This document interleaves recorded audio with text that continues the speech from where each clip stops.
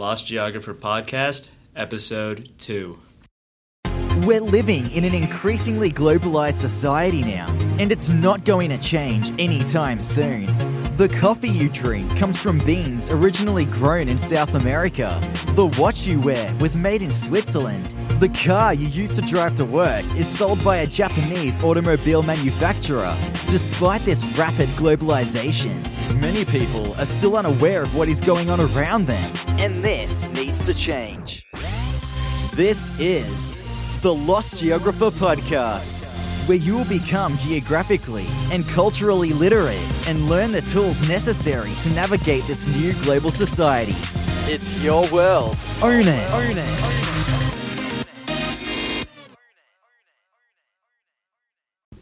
Do you want the most out of your next vacation?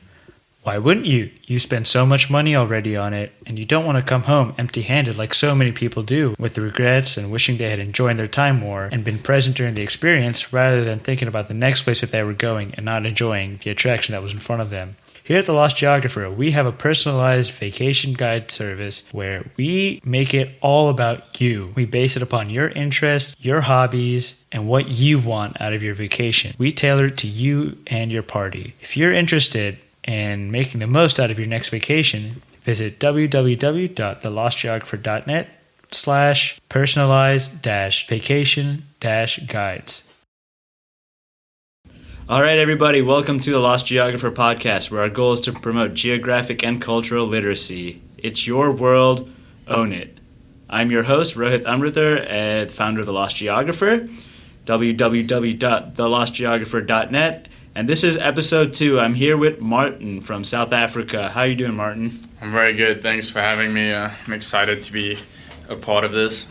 Yeah, we're excited to have you, and the audience is excited to hear about South Africa. So, to start us off, why don't you tell us a little bit about you, where you're from, and where all you've lived throughout your life? Okay. I'm pretty fortunate. I've lived through a lot of different places in South Africa. I was born in Bloemfontein in the Free State, which is very much known as a Afrikaans-dominated society. That's the predominant culture there. But I've been lucky. I grew up in Cape Town.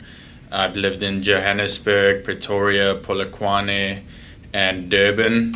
So I've had a lot of different experiences and met a lot of different cultural groups and different people that I've had good experiences with. And now I've been in the States studying and swimming for the University of Pittsburgh swimming team for the past 4 years. So I've had amazing experience here in the States too. It's awesome, man. Yeah, you moved around a lot. Would you say it's true that each city in South Africa has its own culture?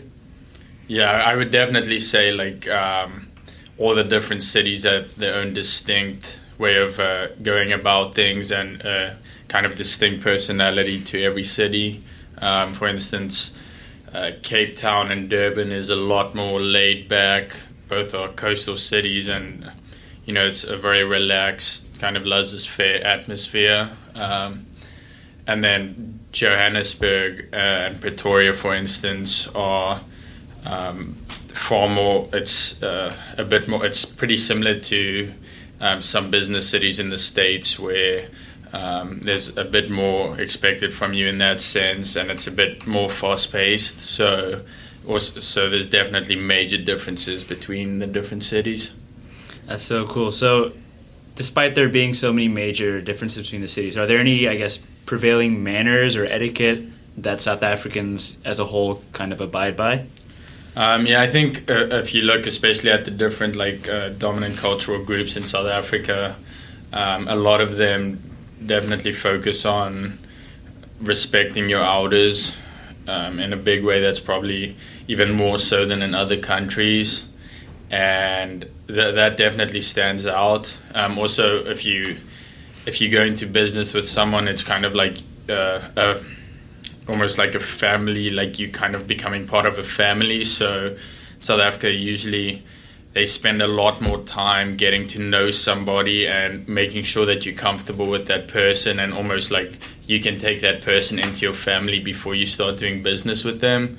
So, I mean, often you'll see and people go out, they'll go out and have a beer together, get to know each other more, and that's pretty common before you actually finally like decide to go into a deal together. So that's a pretty big thing too.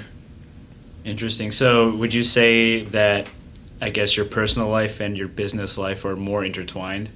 Yeah, that's a big focus, because really, if you look at, let's say, the Afrikaans cultural group, Zulu, Sotho, Xhosa, English speaking, basically for everybody, family is usually highly emphasized, and then also the respect for your elders, especially for me too, being Afrikaans, it's a very big thing, that you need to respect the people around you, and that definitely stands out. But with that being said too, there's like a great movement in South Africa of entrepreneurs and people pushing boundaries and trying to achieve new things. So it's definitely an amazing country to be a part of. Yeah, I feel like that's definitely prevalent in a lot of developing countries as well. Yeah, definitely. All right, interesting. So what other, I guess, interesting cultural facts do you think the audience could benefit from knowing that if they were to travel there or live there? Well, definitely something to bear in mind is that South Africa is probably one of the most diverse countries in the world. That's why we're known as the Rainbow Nation. We've got 11 official languages and a lot of different cultural groups that live together but intertwined into one society. That's a big focus for us after our past of racial segregation, and the way that we unified after that. It was seen in '94 as like one of the best examples of a transition into democracy that the world had ever seen, and that's something that I'm very proud of. So because of that, we have such a diverse cultural country, and then also it's a country with a very interesting and often like sad past, but the way that we came back from that, South Africans are very resilient but also very loving people. Like if you go to South Africa, you'll see it's very easy. You can start up a conversation with somebody and it's not frowned upon. They actually enjoy it. Most South Africans love to talk, so when you go there, just have a chat with someone, and like I can assure you that you'd learn something new. You'd learn something amazing for sure, just because all South Africans have been through a lot in their lives, and they definitely have a lot to teach you and also to learn from you. So definitely, if you go there, have a chat, find out some more, because it's such a diverse culture. That's interesting that you say there's been such a bounce back since '94, and that's only 22 years ago. Yeah, it's about when I was born, and to think that they've made such a transition is incredible.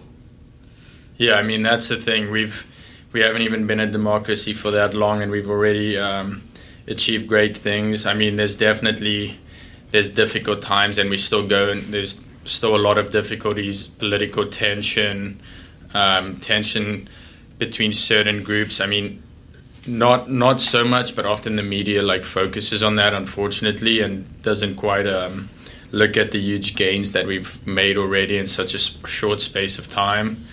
But it's an amazing country. Also, we probably have some of the best weather in the world, which is something to bear in mind if you want a nice vacation destination, because the weather's great and the beaches are amongst the best in the world too. I'm glad you brought up the point about the media, because it's kind of why I'm doing something like this, so that you get the most raw and filtered information about a country right from the source, rather than having to go through like 10 different biased media and trying to form your own opinion. So that's good that you said that they've made a lot of gains compared to the downfalls that the media has been showing, because a lot of people, including me, I thought South Africa was still in the very developing stage, but like from what you're saying, it's made a lot of headway. Yeah, I mean, that's definitely why I was also excited to be on here, because that's one of the big things. If you just look at the media, and often from just things that I've heard since I've been in the States, it's definitely frustrating, because we don't get the credit that I think we deserve for everything we've already achieved in such a short space of time as a democracy. And then also the way that different cultural groups have come together to make us a unified nation. I think that's often overlooked, and people generally just focus on the few negative incidents. And like honestly, if one thing happens, I can assure you, you'll see that all over TV, all over news coverage, but it doesn't cover like the hundreds of good things that happen on a daily basis. So that's definitely something to bear in mind. And then also just we are very often, when people also think of Africa as a whole, like Africa is already moving very fast and becoming a very developed continent, and South Africa leads the way in that. So we are very, like, we've got very developed banking system, like everything is very developed and functions well. So I think that's a big thing. We're a lot more developed than people might think if they think of Africa and South Africa. That's awesome. Yeah, I'm glad that I had no idea that they had such a developed banking system. That's cool. So, after having been in the States for 4 years here at Pittsburgh, how would you say your culture compares with the culture here? What would you say are like the biggest things you had to adjust to?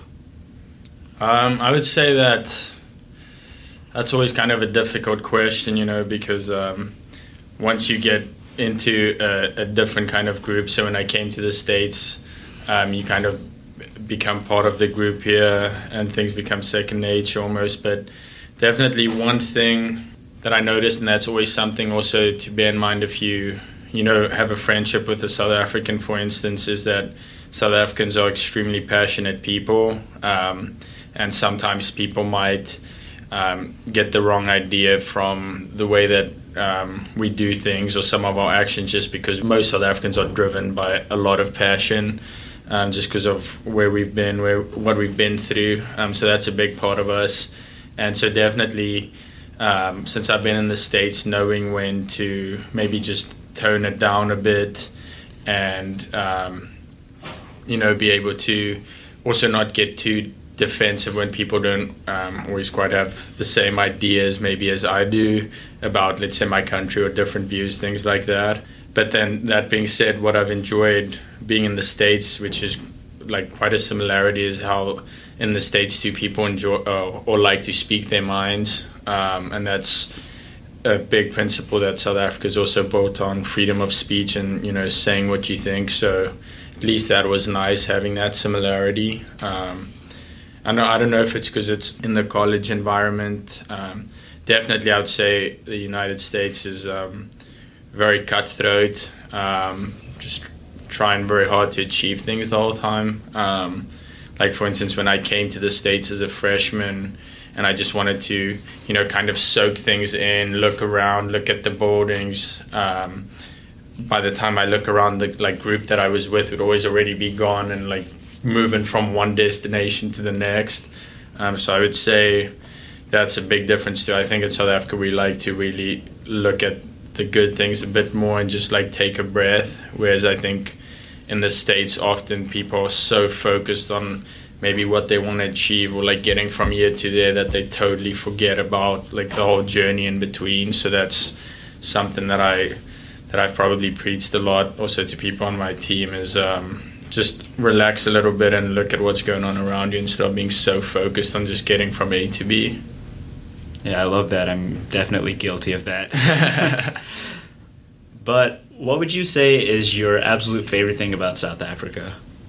It could be a place, could be something the country has done, anything. Yeah, I mean, probably a couple of things. One is the diversity in South Africa. I'm very proud of that, and the way that we can live together and I have friends from all walks of life. And that's something that's every time I go back home on vacation and stuff, it just blows my mind out. Every day I meet someone from a different cultural group, different background, and I always end up making special friends and having, amazing laughs. Like when I was back home this summer, literally every day I had a big smile on my face from an interaction that I had with someone. And that's always something. It makes you just so happy to have those different interactions and special moments with people that you didn't know before. And then another thing that all South Africans love, and this is what we are known for too, is a braai, which is basically the South African version of a barbecue. But in my opinion, it's a lot better. So when you go to South Africa too, if you go there, you definitely have to have a proper South African style braai, and it'll be a very good time. So that's definitely things that stand out for me. Awesome. And what would you say would be the most underrated aspect? What do you feel that the country or the certain location or certain thing doesn't get enough credit for? I think the most underrated aspects is something that we've touched on a little bit, is just how developed everything is. For instance, like our banking and like financial system is known to be some of the best in the world, actually. Our healthcare, our basically all like our services are a lot better than people might think. So that's definitely something that's very underrated. And then also the diversity in the country is, and I mean, we are the Rainbow Nation, but I think that that's also very underrated, and people don't realize how well different cultural groups get along together, because whenever there is tension between groups and something happens, that will be shown all across the world, and then immediately it takes us back a few steps back, because people don't see the amazing strides that we've made in that aspect. So I think that's another very important, underrated aspect of South Africa. Awesome. All right, Martin, thank you so much for being on the show. And before you leave, if the audience wants to find out a little bit more about South Africa, maybe read up about it, do you have a book you could recommend? I think my favorite book, and I think that one, if you want to have a good understanding of what we've been through and then what we stand for now and the whole cultural journey, should make it just an even better experience if you do go to South Africa, or if you just want to learn more. It's A Long Walk to Freedom by Nelson Mandela, who is my hero and the hero of many South Africans, because when we moved into democracy, he managed to keep everything together. And we were on the brink of civil war, for sure, before his interventions and his pleas for peace, even after being put in prison for 26 or 27 years. He came out and forgave the people that did that to him and helped build the Rainbow Nation. So A Long Walk to Freedom by Nelson Mandela's amazing book about South Africa, and will probably change your views about a lot of things in life. So I think it's just a good book to read in general too. I think that's awesome. I completely agree that Nelson Mandela is an extremely influential figure. To have that kind of open mind where they threw me in jail for 27 years. Yeah, it's insane. I still forgive you all so that this country can progress. Yeah. I think that's incredible. And yeah, thanks for being on the show. It was awesome. A pleasure having you. And I hope to see you again next week for the next episode of the Lost Geographer podcast. Till then, it's your world, own it.